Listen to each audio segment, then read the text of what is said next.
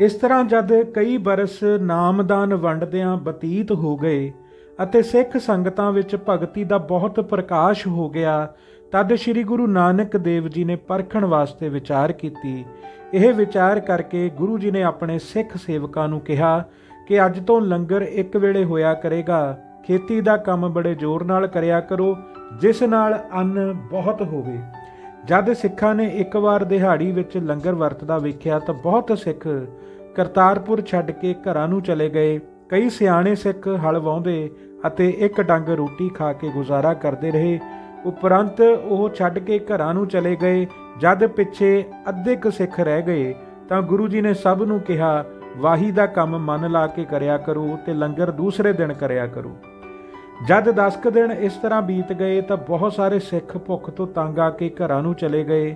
ਪਿੱਛੇ ਥੋੜੇ ਹੀ ਸਿੱਖ ਹਲ ਵਾਹੁਣ ਵਾਲੇ ਰਹਿ ਗਏ, ਜਿਨ੍ਹਾਂ ਨੇ ਪ੍ਰਣ ਕਰ ਲਿਆ ਕਿ ਭਾਵੇਂ ਕੁਝ ਹੋਵੇ ਅਸੀਂ ਘਰਾਂ ਨੂੰ ਨਹੀਂ ਜਾਵਾਂਗੇ, ਆਪਣੀ ਵਾਹੀ ਦੀ ਕਾਰ ਭੁੱਖੇ ਰਹਿ ਕੇ ਵੀ ਕਰਦੇ ਰਹਾਂਗੇ। ਇਹਨਾਂ ਸਿੱਖਾਂ ਦਾ ਇਸ ਤਰ੍ਹਾਂ ਦ੍ਰਿੜ ਨਿਸ਼ਚਾ ਵੇਖ ਕੇ ਕੁਝ ਦਿਨ ਕਰਕੇ ਗੁਰੂ ਜੀ ਨੇ ਹੁਕਮ ਦਿੱਤਾ ਕਿ ਲੰਗਰ ਰੋਜ਼ 2 ਵੇਲੇ ਵਰਤਿਆ ਕਰੇਗਾ। ਜਦ ਸਮਾਂ ਪਾ ਕੇ ਖੇਤੀ ਪੱਕ ਕੇ ਤਿਆਰ ਹੋ ਗਈ ਤਾਂ ਸਿੱਖਾਂ ਨੇ ਪੁੱਛਿਆ, ਮਹਾਰਾਜ ਹੁਣ ਕੀ ਹੁਕਮ ਹੈ? ਗੁਰੂ ਜੀ ਨੇ ਕਿਹਾ, ਖੇਤੀ ਵੱਢ ਕੇ ਖਲਵਾੜੇ ਲਾ ਦਿਓ। ਜਦ ਖਲਵਾੜੇ ਲੱਗ ਗਏ ਤਾਂ ਸਿੱਖਾਂ ਨੇ ਪੁੱਛਿਆ, ਮਹਾਰਾਜਾ ਜੀ ਆਗਿਆ ਕਰੋ, ਹੁਣ ਇਸ ਨੂੰ ਕੀ ਕਰਨਾ ਹੈ? ਤਦ ਗੁਰੂ ਜੀ ਨੇ ਆਪ ਜਾ ਕੇ ਖਲਵਾੜੇ ਲੱਗੇ ਹੋਏ ਵੇਖ ਕੇ ਖੇਤੀ ਕਰਨ ਵਾਲੇ ਸਿੱਖਾਂ ਨੂੰ ਸ਼ਾਬਾਸ਼ ਦਿੱਤੀ ਅਤੇ ਕਿਹਾ ਕਿ ਤੁਹਾਡੀ ਘਾਲ ਥਾਂ ਪੈ ਗਈ ਹੈ। ਜੋ ਤੁਸਾਂ ਨੇ ਮਿਹਨਤ ਨਾਲ ਗੁਰੂ ਵਾਸਤੇ ਕਾਰ ਕਰਕੇ ਇਹ ਢੇਰ ਲਾਏ ਹਨ, ਹੁਣ ਤੁਸੀਂ ਸਾਡਾ ਬਚਨ ਮੰਨ ਕੇ ਇਸ ਸਾਰੀ ਨੂੰ ਅੱਗ ਲਾ ਕੇ ਸਾੜ ਦਿਓ।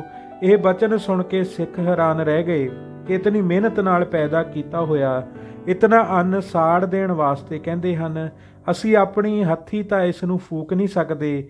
ਇਹ ਆ ਕੇ ਕੁਝ ਸਿੱਖ ਪਿੱਛੇ ਹਟ ਗਏ, ਪਰ ਕਈਆਂ ਨੇ ਵਿਚਾਰਿਆ ਕਿ ਸਾਨੂੰ ਹਾਨ ਲਾਭ ਨਹੀਂ ਵੇਖਣਾ ਚਾਹੀਦਾ, ਗੁਰੂ ਜੀ ਦੀ ਆਗਿਆ ਦਾ ਪਾਲਣ ਕਰਨਾ ਚਾਹੀਦਾ ਹੈ। ਉਹਨਾਂ ਨੇ ਤੁਰੰਤ ਹੀ ਅੱਗ ਲਾ ਦਿੱਤੀ, ਜਿਸ ਨਾਲ ਸਾਰਾ ਖਲਵਾੜਾ ਸੜ ਕੇ ਸੁਆਹ ਹੋ ਗਿਆ।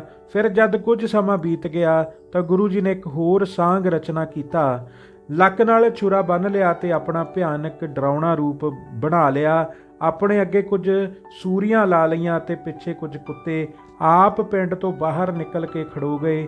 ਇਹ ਕੌਤਕ ਵੇਖ ਕੇ ਸਿੱਖਾਂ ਦੇ ਮਨ ਇਉਂ ਡੋਲ ਗਏ ਜਿਵੇਂ ਹਨੇਰੀ ਬ੍ਰਿਛ ਹਿੱਲਦੇ ਹਨ।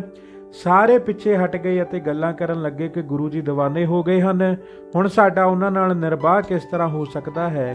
ਪਿੱਛੇ ਗੁਰੂ ਜੀ ਪਾਸ ਕੇਵਲ ਇੱਕ ਲਹਿਣਾ ਜੀ ਰਹਿ ਗਏ। ਜਦ ਗੁਰੂ ਜੀ ਨੇ ਪੁੱਛਿਆ ਕਿ ਤੂੰ ਕਿਉਂ ਨਹੀਂ ਜਾਂਦਾ, ਤਦ ਲਹਿਣਾ ਜੀ ਨੇ ਕਿਹਾ, ਮੈਂ ਆਪਣਾ ਮਨ ਤਨ ਭੇਟ ਕਰ ਦਿੱਤਾ ਹੋਇਆ ਹੈ, ਮੈਂ ਕਿੱਥੇ ਜਾਵਾਂ। ਤਾਂ ਗੁਰੂ ਜੀ ਨੇ ਇੱਕ ਸ਼ਬਦ ਦਾ ਉਚਾਰਨ ਕੀਤਾ ਸੀ। ਇਹ ਸ਼ਬਦ ਹੀ ਉੱਚੀ ਉੱਚੀ ਪੜ੍ਹਦੇ ਹੋਏ ਗੁਰੂ ਜੀ ਉਜਾੜ ਵਿੱਚ ਚਲੇ ਗਏ। ਆਪ ਜੀ ਦੇ ਮੁਖ ਦਾ ਤੇਜ ਸੂਰਜ ਵਾਂਗ ਚਮਕਣ ਲੱਗ ਪਿਆ ਅਤੇ ਐਸਾ ਤੇਜਵਾਨ ਹੋ ਗਿਆ ਕਿ ਵੇਖਿਆ ਨਾ ਜਾਵੇ। ਇਸ ਸਮੇਂ ਲਹਿਣਾ ਜੀ ਨੇ ਹੱਥ ਜੋੜ ਕੇ ਆਖਿਆ, ਹੇ ਪ੍ਰਭੂ, ਆਪ ਜੀ ਦਾ ਅਚਰਜ ਸਵਾਂਗ ਵੇਖ ਕੇ ਭਾਵੇਂ ਸਾਰੇ ਸਾਥ ਛੱਡ ਗਏ ਹਨ, ਪਰ ਮੈਂ ਆਪਣਾ ਤਨ ਮਨ ਤੁਹਾਨੂੰ ਦੇ ਚੁੱਕਾ ਹਾਂ। ਮਾਰੋ ਭਾਵੇਂ ਰੱਖੋ, ਮੈਂ ਛੱਡ ਕੇ ਨਹੀਂ ਜਾਵਾਂਗਾ। ਪਰ ਤੁਸਾਂ ਇਹ ਸਾਂਗ ਕਿਉਂ ਧਾਰਨ ਕੀਤਾ ਹੈ?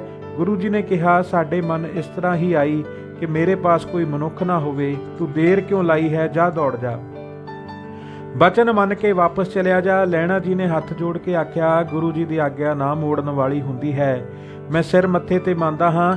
ਇਹ ਆ ਕੇ ਜਦ ਲਹਿਣਾ ਜੀ ਪਿੱਛੇ ਪਰਤ ਪਏ ਤਦ ਗੁਰੂ ਜੀ ਨੇ ਕਿਹਾ, ਦੌੜ ਜਾਓ, ਪਿੱਛੇ ਮੁੜ ਕੇ ਵੇਖੇਗਾ ਤਾਂ ਆਪਣਾ ਕੀਤਾ ਪਾਵੇਂਗਾ। ਲਹਿਣਾ ਜੀ ਬਚਨ ਸੁਣ ਕੇ ਦੌੜ ਕੇ ਪਿੰਡ ਆ ਗਏ। ਅੱਗੇ ਕੁਝ ਸਿੱਖ ਬੈਠੇ ਸਨ। ਉਹਨਾਂ ਨੇ ਪੁੱਛਿਆ, ਤੇਰੇ ਨਾਲ ਕੀ ਬੀਤਿਆ ਹੈ? ਤੈਨੂੰ ਸਾਹ ਚੜਿਆ ਹੋਇਆ ਹੈ ਅਤੇ ਪਸੀਨੇ ਨਾਲ ਸਰੀਰ ਭਿੱਜਾ ਹੋਇਆ ਹੈ। ਲਹਿਣਾ ਜੀ ਨੇ ਬੜੇ ਪ੍ਰੇਮ ਨਾਲ ਦੱਸਿਆ ਕਿ ਕਲਯੁੱਗ ਦੇ ਜੀਵਾਂ ਦੇ ਉਦਾਰ ਵਾਸਤੇ ਕਰਤਾਰ ਨੇ ਰੂਪ ਧਾਰਨ ਕੀਤਾ ਹੈ। ਇਹਨਾਂ ਨੂੰ ਮਨੁੱਖ ਰੂਪ ਸਮਝ ਕੇ ਭਰਮ ਨਹੀਂ ਕਰਨਾ ਚਾਹੀਦਾ। ਸਿੱਖਾਂ ਨੂੰ ਪਰਖਣ ਦੀ ਮਰਿਆਦਾ ਮੁੱਢ ਤੋਂ ਚੱਲੀ ਆਈ ਹੈ। ਜਿਸ ਤਰ੍ਹਾਂ ਵਿਸ਼ਵਾਮਿੱਤਰ ਨੇ ਰਾਜਾ ਹਰੀ ਚੰਦ ਨੂੰ ਪਰਖਿਆ ਸੀ, ਸ਼ਿਵ ਰਾਜਾ ਕਬੂਤਰ ਵਾਸਤੇ ਆਪਣਾ ਮਾਸ ਦੇ ਕੇ ਪ੍ਰੀਖਿਆ ਵਿੱਚ ਪੂਰਾ ਉਤਰਿਆ ਸੀ। ਰਾਜਾ ਮੋਰ ਧੁਜ ਨੇ ਵੀ ਆਪਣੇ ਪੁੱਤਰ ਦੀ ਬਲੀ ਦੇ ਕੇ ਪ੍ਰੀਖਿਆ ਦੀ ਕਸੌਟੀ ਸਹਾਰੀ ਸੀ। ਇਸ ਤਰ੍ਹਾਂ ਹੀ ਜਦ 3 ਘੜੀਆਂ ਬੀਤ ਗਈਆਂ ਤਾਂ ਗੁਰੂ ਜੀ ਬਾਹਰੋਂ ਆ ਗਏ। ਜਿਹੜਾ ਸਿੱਖ ਆਪ ਜੀ ਦੇ ਨੇੜੇ ਜਾਵੇ ਉਸ ਦੀ ਪਿੱਠ ਉੱਤੇ ਇੱਕ ਕੁੱਤਕਾ ਮਾਰ ਦਿੰਦੇ। ਫਿਰ ਜਦ ਸਾਰੇ ਪਿੱਛੇ ਹਟ ਕੇ ਖੜੇ ਹੋ ਗਏ ਤਾਂ ਗੁਰੂ ਜੀ ਨੇ ਕਿਹਾ, ਤੁਸੀਂ ਕੌਣ ਹੋ? ਇੱਥੇ ਕਿਉਂ ਖੜੇ ਹੋ? ਜਾਓ, ਆਪੋ ਆਪਣੇ ਟਿਕਾਣਿਆਂ ਨੂੰ ਦੌੜ ਜਾਓ। ਸਿੱਖਾਂ ਨੇ ਡਰ ਨਾਲ ਹੱਥ ਜੋੜ ਕੇ ਆਖਿਆ, ਮਹਾਰਾਜ ਅਸੀਂ ਤੁਹਾਡੇ ਸਿੱਖ ਹਾਂ।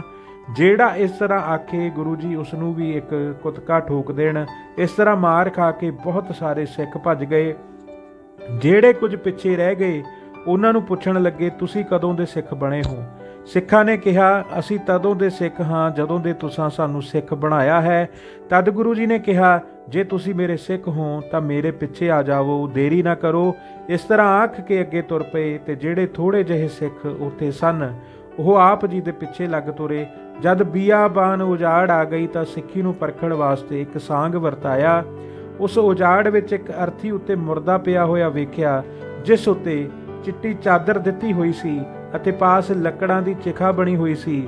ਗੁਰੂ ਜੀ ਉਸ ਮੁਰਦੇ ਪਾਸ ਖੜੇ ਹੋ ਕੇ ਕਹਿਣ ਲੱਗੇ, ਜੇ ਤੁਸੀਂ ਸਾਡਾ ਬਚਨ ਮੰਨ ਕੇ ਘਰਾਂ ਨੂੰ ਨਹੀਂ ਜਾਣਾ ਤਾਂ ਇਸ ਸੀੜੀ ਉੱਤੇ ਪਏ ਹੋਏ ਮੁਰਦੇ ਨੂੰ ਖਾਵੋ। ਇਹ ਗੱਲ ਸੁਣ ਕੇ ਕੁਝ ਤਾਂ ਇੱਧਰ ਉੱਧਰ ਝਾੜੀਆਂ ਪਿੱਛੇ ਜਾ ਲੁਕੇ ਅਤੇ ਜਿਹੜੇ ਕੁਝ ਪਿੱਛੇ ਖੜੇ ਰਹੇ ਉਹਨਾਂ ਨੂੰ ਗੁਰੂ ਜੀ ਕੁੱਤਕੇ ਮਾਰ ਕੇ ਕਹੀ ਜਾਂਦੇ, ਬੇਈਮਾਨੋ ਤੁਸੀਂ ਸਾਡੇ ਸਿੱਖ ਕਹਾਉਂਦੇ ਹੋ ਤੇ ਫਿਰ ਸਾਡਾ ਬਚਨ ਨਹੀਂ ਕਮਾਉਂਦੇ। ਜਦ ਕੁੱਤਕਿਆਂ ਦੀ ਮਾਰ ਪਈ ਤਾਂ ਕੇਵਲ ਲਹਿਣਾ ਜੀ ਹੀ ਖੜੇ ਰਹਿ ਗਏ, ਹੋਰ ਸਭ ਭੱਜ ਗਏ। ਲਹਿਣਾ ਜੀ ਨੂੰ ਵੇਖ ਕੇ ਗੁਰੂ ਜੀ ਨੇ ਕਿਹਾ, ਤੂੰ ਕਿਉਂ ਖੜਾ ਹੈ? ਜੇ ਤੂੰ ਸਾਡਾ ਸਿੱਖ ਹੈ ਤਾਂ ਹੁਕਮ ਮੰਨ ਕੇ ਇਸ ਮੁਰਦੇ ਨੂੰ ਖਾ। ਤਦ ਲਹਿਣਾ ਜੀ ਮੁਰਦੇ ਦੇ ਚੁਫੇਰੇ ਫਿਰਨ ਲੱਗ ਪਏ। ਗੁਰੂ ਜੀ ਨੇ ਕਿਹਾ, ਦੇਰ ਕਿਉਂ ਲਾਈ ਹੈ, ਖਾਂਦਾ ਕਿਉਂ ਨਹੀਂ? ਤਦ ਲਹਿਣਾ ਜੀ ਨੇ ਕਿਹਾ, ਕਿਸ ਪਾਸੇ ਉਸ ਨੂੰ ਖਾਵਾਂ? ਗੁਰੂ ਜੀ ਨੇ ਕਿਹਾ, ਪੈਰਾਂ ਵੱਲੋਂ ਆਰੰਭ ਕਰੋ ਅਤੇ ਸਿਰ ਤੱਕ ਖਾ ਲਵੋ। ਹੁਕਮ ਮੰਨ ਕੇ ਜਦ ਲਹਿਣਾ ਜੀ ਨੇ ਮੁਰਦੇ ਉੱਤੋਂ ਚਾਦਰ ਚੁੱਕੀ ਤਾਂ ਵੇਖਿਆ ਕਿ ਉਹ ਤਿਹਾਵਲ ਕੜਾਹ ਪ੍ਰਸ਼ਾਦ ਦੀ ਮੁਰਦੇ ਵਾਂਗੂ ਲੋਥ ਬਣਾਈ ਹੋਈ ਸੀ। ਇਹ ਕੌਤਕ ਵੇਖ ਕੇ ਲਹਿਣਾ ਜੀ ਗੁਰੂ ਜੀ ਦੇ ਚਰਨਾਂ ਤੇ ਪੈ ਕੇ ਉਸਤਤੀ ਕਰਨ ਲੱਗੇ। ਗੁਰੂ ਜੀ ਨੇ ਪ੍ਰਸੰਨ ਹੋ ਕੇ ਲਹਿਣਾ ਜੀ ਨੂੰ ਗਲਵੱਕੜੀ ਵਿੱਚ ਲੈ ਲਿਆ ਅਤੇ ਫਰਮਾਇਆ ਕਿ ਜੋ ਮੇਰਾ ਸਰੂਪ ਹੈ ਉਹ ਤੇਰਾ ਹੋਵੇਗਾ। ਮੇਰੇ ਤੇ ਤੇਰੇ ਵਿੱਚ ਕੋਈ ਭੇਦ ਨਹੀਂ ਰਿਹਾ। ਤੂੰ ਸਾਰੀ ਸਿੱਖੀ ਦੀ ਲਾਜ ਰੱਖ ਲਈ ਹੈ, ਜਗਤ ਦਾ ਗੁਰੂ ਬਣ ਕੇ ਗੁਰਤਾ ਪ੍ਰਾਪਤ ਕਰੇਗਾ, ਤੇਰੇ ਸਿੱਖ ਬਹੁਤ ਹੋਣਗੇ। ਇਸ ਤਰ੍ਹਾਂ ਦੇ ਬਚਨ ਕਰਕੇ ਗੁਰੂ ਜੀ ਲਹਿਣਾ ਜੀ ਸਹਿਤ ਕਰਤਾਰਪੁਰ ਧਰਮਸ਼ਾਲਾ ਵਿੱਚ ਆਣ ਬਿਰਾਜਮਾਨ ਹੋਏ। ਫਿਰ ਇੱਕ ਦਿਨ ਜਦ ਗੁਰੂ ਜੀ ਧਰਮਸ਼ਾਲਾ ਵਿੱਚ ਬੈਠੇ ਤਾਂ ਸ਼੍ਰੀ ਲਹਿਣਾ ਜੀ ਨੂੰ ਆਤਮ ਉਪਦੇਸ਼ ਕਰਨ ਵਾਸਤੇ ਬਿਠਾਲ ਕੇ ਕਹਿਣ ਲੱਗੇ, ਪੁਰਖਾ ਤੂੰ ਬਹੁਤ ਸੇਵਾ ਕੀਤੀ ਹੈ, ਜੋ ਕੁਝ ਪੁੱਛਣਾ ਚਾਹੂੰ ਪੁੱਛ ਲਓ। ਐਸੀ ਕੋਈ ਚੀਜ਼ ਨਹੀਂ ਜਿਹੜੀ ਮੈਂ ਤੈਨੂੰ ਨਾ ਦਿਆਂ। ਲਹਿਣਾ ਜੀ ਨੇ ਕਿਰਪਾ ਦ੍ਰਿਸ਼ਟੀ ਵੇਖ ਕੇ ਆਖਿਆ, ਮੈਨੂੰ ਆਪਣਾ ਸਰੂਪ ਜਾਣਨ ਦੀ ਇੱਛਾ ਹੈ, ਜਿਸ ਦੇ ਜਾਣਨ ਨਾਲ ਮੈਨੂੰ ਹਰਖ ਸੋਗ ਰਾਗ ਦਵੈਖ ਅਤੇ ਦੁੱਖ ਸੁੱਖ ਨਾ ਵਿਆਪਣ ਅਤੇ ਸੱਚੇ ਸੁੱਖ ਦੀ ਪ੍ਰਾਪਤੀ ਹੋ ਜਾਵੇ। ਸ਼੍ਰੀ ਲਹਿਣਾ ਜੀ ਦੀ ਬੇਨਤੀ ਸੁਣ ਕੇ ਗੁਰੂ ਜੀ ਨੇ ਦੱਸਿਆ ਕਿ ਆਤਮ ਸਰਬ ਵਿਆਪਕ ਪ੍ਰਕਾਸ਼ ਜਨਮ ਮਰਨ ਰਹਿਤ ਮਨ ਬੁੱਧ ਚਿੱਤ ਹੰਕਾਰ ਤੋਂ ਪਰੇ ਅਤੇ ਇੱਕ ਰਸ ਅਡੋਲ ਰਹਿਣ ਵਾਲਾ ਹੈ। ਜਦ ਗੁਰੂ ਜੀ ਦੀ ਕਿਰਪਾ ਦ੍ਰਿਸ਼ਟੀ ਨਾਲ ਸ਼੍ਰੀ ਲਹਿਣਾ ਜੀ ਨੂੰ ਆਤਮਾ ਸਰੂਪ ਦਾ ਦਰਸ਼ਨ ਹੋ ਗਿਆ ਤਾਂ ਆਪ ਜੀ ਦੀ ਸਮਾਧੀ ਲੱਗ ਗਈ ਅਤੇ ਐਸਾ ਪ੍ਰਕਾਸ਼ ਪ੍ਰਗਟ ਹੋਇਆ ਕਿ ਜਿਵੇਂ ਕਰੋੜਾਂ ਸੂਰਜ ਚੜ੍ਹ ਜਾਂਦੇ ਹਨ। ਜਦ ਸਮਾਧੀ ਖੁੱਲੀ ਤਾਂ ਗੁਰੂ ਜੀ ਨੂੰ ਸਾਹਮਣੇ ਬੈਠੇ ਵੇਖ ਕੇ ਸ਼੍ਰੀ ਲਹਿਣਾ ਜੀ ਆਪ ਜੀ ਦੇ ਚਰਨਾਂ 'ਤੇ ਡਿੱਗ ਪਏ ਅਤੇ ਅਨੇਕ ਪ੍ਰਕਾਰ ਦੀ ਉਸਤਤੀ ਕਰਕੇ ਬਾਰੰਬਾਰ ਚਰਨਾਂ 'ਤੇ ਮੱਥਾ ਟੇਕਿਆ। ਤਦ ਗੁਰੂ ਜੀ ਨੇ ਪ੍ਰਸੰਨ ਹੋ ਕੇ ਬਚਨ ਕੀਤਾ, ਪੁਰਖਾ ਹੁਣ ਤੈਨੂੰ ਗਿਆਨ ਹੋ ਗਿਆ, ਤੇਰੇ ਮਨ ਤੋਂ ਦਵੈਤ ਭਾਵ ਨਾਸ਼ ਹੋ ਗਿਆ ਹੈ, ਸਾਰੀਆਂ ਸ਼ਕਤੀਆਂ ਤੈਨੂੰ ਪ੍ਰਾਪਤ ਹੋ ਗਈਆਂ ਹਨ, ਜੋ ਚਾਹੇ ਸੋ ਹੋ ਜਾਏਗਾ। ਪਰ ਇੱਕ ਗੱਲ ਯਾਦ ਰੱਖਣੀ ਕਿ ਕਲਯੁੱਗ ਦਾ ਬੜਾ ਜ਼ੋਰ ਹੈ, ਬਹੁਤ ਖੋਟੀ ਬੁੱਧੀ ਵਾਲੇ ਵਿਕਾਰੀ ਹੋਣਗੇ। ਤੈਨੂੰ ਬ੍ਰਹਮ ਗਿਆਨ ਪ੍ਰਾਪਤ ਹੋਇਆ ਹੈ, ਇਹ ਗੱਲ ਕਿਸੇ ਨੂੰ ਕਹਿਣੀ ਨਹੀਂ। ਪ੍ਰੇਮ ਭਗਤੀ ਸਹਿਤ ਗਿਆਨ ਦਾ ਉਪਦੇਸ਼ ਕਰਨਾ, ਜਿਸ ਨਾਲ ਬਾਹਰ ਮੁਖੀ ਸ਼ੁਭ ਕਰਮਾਂ ਵਿੱਚ ਲਗਨ ਲੱਗੀ ਰਹਿੰਦੀ ਹੈ ਅਤੇ ਪਰਮ ਗਤੀ ਪ੍ਰਾਪਤ ਹੁੰਦੀ ਹੈ। ਇਸ ਵਾਸਤੇ ਬ੍ਰਹਮ ਗਿਆਨ ਦੀ ਪ੍ਰਾਪਤੀ ਕਰਕੇ ਵੀ ਲੋਕ ਮਰਿਆਦਾ ਨੂੰ ਕਾਇਮ ਰੱਖਣ ਲਈ ਇਸ਼ਨਾਨ ਦਾਨ ਭਗਤੀ ਸਤਸੰਗ ਤੇ ਨਾਮ ਸਿਮਰਨ ਜਾਰੀ ਰੱਖਣਾ, ਇਹਨਾਂ ਕਰਮਾਂ ਦੇ ਕਮਾਉਣ ਨਾਲ ਹੀ ਨਿਸ਼ਚੇ ਪਰਮ ਗਤੀ ਪ੍ਰਾਪਤ ਹੋਵੇਗੀ। ਧੰਨ ਧੰਨ ਸ਼੍ਰੀ ਗੁਰੂ ਨਾਨਕ ਦੇਵ ਜੀ ਮਹਾਰਾਜ।